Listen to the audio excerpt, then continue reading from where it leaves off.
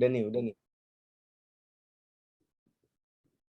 Assalamualaikum warahmatullahi wabarakatuh. Perkenalkan, nama saya Fahri Abi Purkoni dengan NIM 4131812033. Di sini tugas saya dari tugas mata pelajaran korosi dengan nama dosen saya I Gusti Ayu Arwati, Doktorandes MT PhD, dengan judul saya Analisa Laju Korosi pada Baja Karbon Rendah yang dilapisi seng dengan metode deep galvanizing. Di slide pertama, apa yang dimaksud pelapisan secara hot dip galvanizing? Pelapisan secara hot dip galvanizing adalah pelapisan secara celup panas. Adalah suatu proses pelapisan di mana logam pelapisnya dipanaskan terlebih dahulu hingga mencair. Kemudian logam yang akan dilapisi yang biasa disebut logam dasar dicelupkan ke dalam bak galvanizing yang telah berisi seng cair tadi. Sehingga dalam beberapa saat logam tersebut akan terlapisi oleh lapisan berupa lapisan paduan antara logam pelapis seng dengan logam dasar dalam bentuk ikatan metalurgi yang kuat dan tersusun secara berlapis-lapis yang disebut pasa. Peralatan yang digunakan pada analisa ini adalah peralatan hot dip galvanizing, tungku pemanas, peralatan uji densitas diimbangan digital, mesin gergaji, mesin bor, mesin polishing, mesin gerindra, tang, dan kawat. Bahkan yang digunakan dalam penelitian ini adalah baja karbon rendah dengan panjang 70 mm dan tebal 3 mm, air bersih, dan seng cair. Proses pembuatan spesimen. Tahap proses pembuatan spesimen yaitu pemotongan bahan, 2 pengoboran spesimen, 3 pemolesan. Proses pelapisan. Adapun tahapan yang harus dilakukan yaitu menimbang benda kerja yang kemudian dirangkai menjadi satu bagian, melakukan proses pickling yang diproduksi untuk menghilangkan karat, kemudian dilanjutkan dengan proses rinsing. 3. Melakukan proses fluxing yang disusul dengan proses drying. 4. Mengatur suhu seng yang dibagi dalam 3 kelompok pencelupan, yaitu pencelupan pada suhu 450 Celcius, 500 Celcius, dan 550 Celcius. 5. Mencelupkan rangkaian spesimen dalam bentuk bal galvanis. Proses pencelupan dilakukan selama 1,5 dan 2 menit. Kemudian dilanjutkan dengan proses screening. 6. Melakukan penimbangan berat akhir lapisan. Pengujian korosi. Pengujian korosi dilakukan dengan menggunakan larutan H2SO4, asam sulfat, atau air dengan konsentrasi 80% sampai 20%, dan larutan nasi dan pengujian dilakukan selama 24 hari. Adapun tahapannya yaitu 1. Tahap awal. Tahap awal pengujian laju korosi yaitu melakukan penimbangan awal spesimen yang menggunakan timbangan digital dan pembuatan larutan uji. 2. Tahap perendaman. Proses perendaman dibagi dalam 2 kelompok, yaitu perendaman selama 24 hari yang dilakukan pada suhu kamar. Mulanya siapkan gelas kimia yang berisi larutan uji, kemudian masukkan spesimen ke dalamnya. Ikatan plastik sebagai penutupnya yang bertujuan agar tidak ada unsur luar yang masuk selama proses reaksi berlangsung. 3. Tahap akhir. Tahap akhir pengujian yaitu dengan mengeluarkan spesimen dari gelas kimia, bersihkan dan keringkan, kemudian lakukan penimbangan akhir, baik setelah dilakukan pengujian. Oke, dalam lihat gambar ini kita bisa melihat satu. Ini saya tabel 1 ini.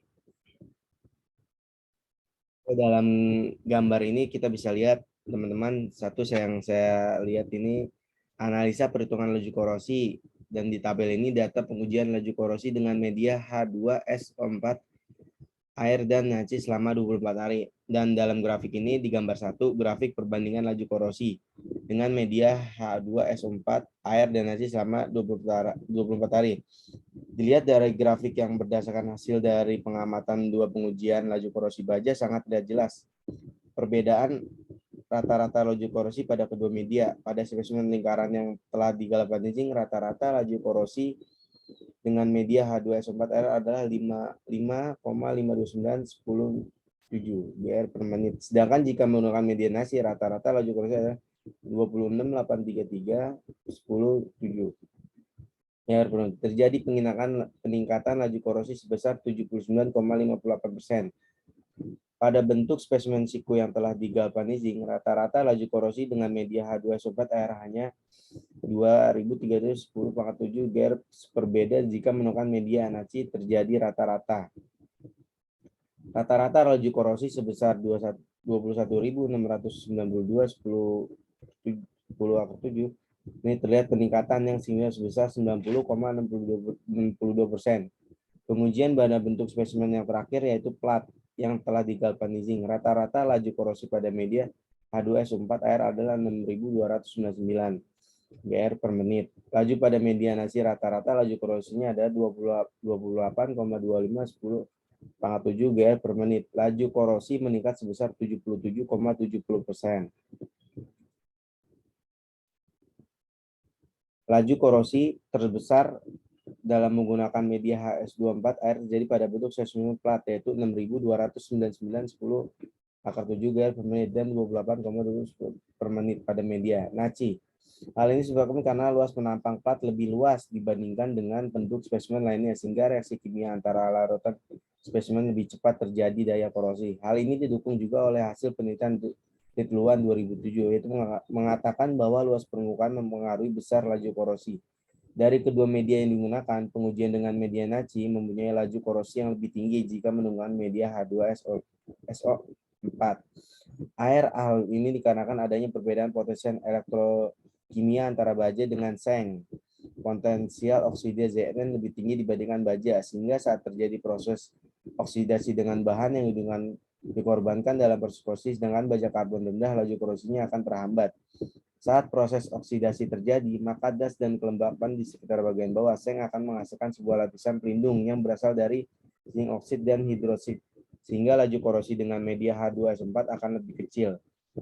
Pada media naci, proses pengurangan logam menjadi ion-ion Zn yang bereaksi dengan ion OH oksigen menyebabkan proses korosi. Selain itu, adanya ion Ci yang terdapat dalam medium berfungsi mempercepat proses pembentukan oksida. Larutan elektronik naci merupakan larutan elektronik yang kuat dan sangat korosif karena mampu mengikat ion oksigen dengan cepat dan makin besar konsentrasi ion klorida, maka makin besar kemungkinan ion ini yang teradopsi ke permukaan logam dan ini melakukan sejumlah perusakan menghasilkan lapisan karat. Lamanya waktu perendaman juga sangat berpengaruh terhadap laju korosi. Pada baja yang telah digalvanizing berbeda dengan larutan H2S4 yang makin lama waktu perendaman yang dilakukan maka oksigen dalam larutan akan hilang. Hal ini tidak berlaku pada mesin larutan naci.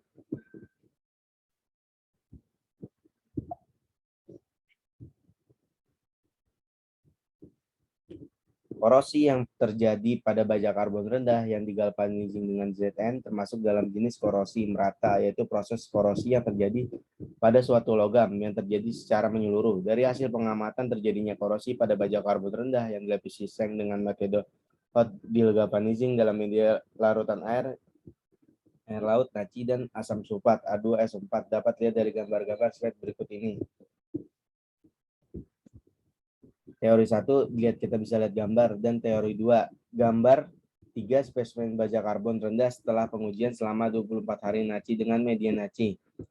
Pada gambar 3 spesimen yang direndam dalam media H2SO4 dengan lingkaran merah mengalami korosi ditandai dengan warna gelap, tapi tidak seperti gambar 4.2 yang direndam pada media naci yang mengalami korosi lebih banyak. Oke, referensinya saya mengambil dari website ini. Kesimpulan dan saran. Kesimpulan yang diperoleh dari penelitian yang telah dilakukan yaitu sebagai berikut. 1.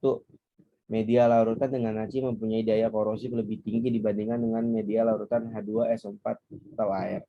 Saran. Adapun saran yang diberikan penulis dalam penelitian selanjutnya yaitu 1. Perlu dilakukan penelitian hot dip galvanizing untuk jenis logam pelapisan lain seperti Cu, A1, Cd, Pb, Ag, dan lain-lain. 2. Dalam meneliti laju korosi selanjutnya sebaiknya menggunakan variabel waktu perendaman dan temperatur. Oke, sekian dari saya. Terima kasih teman-teman. Thanks.